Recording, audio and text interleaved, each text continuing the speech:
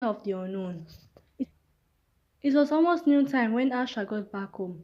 The rain had started to stop and was now falling in small drops. Asha opened the door of her house and called out, but no one answered. Her husband was still not back yet, it seemed. The silence in the house was unusual. She called out to her son, but still got no reply. Maybe he was fast asleep, Asha thought. She went into her room to check on him, but to her greatest surprise, the room was empty. There was not a living soul in the house. Asha stood still for a moment, confusion and fear beginning to settle in her mind. Asha called out again at the top of her voice, but still got silence as an answer. She immediately ran out of the house and looked round the compound, but her son was nowhere to be found. She became even more frightened. At this time, she decided to call out to her neighbors, and everyone came out to know what the noise was about. Asha asked them with fear in her voice if they had seen her son, but they all said they had not seen him at all that day. Asha collapsed to the ground. The villagers asked her what the problem was, and she told them. The villagers decided they would form groups to look for him, that he couldn't have gone far from the house.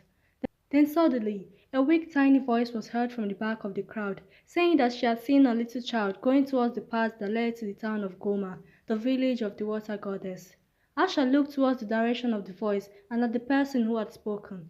Asha immediately recognized her, the memories all coming back to her. It was the same old mysterious woman who had told her about the water goddess 6 years ago. The old woman still looked very much the same and was putting on the same black torn clothes she had on years ago. Asha wondered where she had come from and why she had come to her again. At this time, reality dawned on Asha.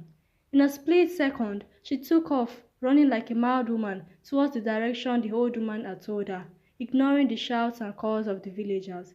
She ran as fast as her legs could carry her to the village of Goma, her son being the only thing in her mind. Asha prayed within her that nothing had happened to him, but deep down she doubted the potency of her prayers. By the next morning, Asha got to Goma village and made her way straight to the deep and dark forest, asking so many people on her way if they had seen a little child, but they all said no. Soon, Asha got to the ancient tree, and beneath it was the same lake she had visited years ago. The lake was still very much alive and shining as ever. Asha looked sadly at the lake, and with bitter tears in her eyes, she knelt down and called out to the goddess once again, her voice pleading. The water remained still. It seemed the goddess wouldn't hear her.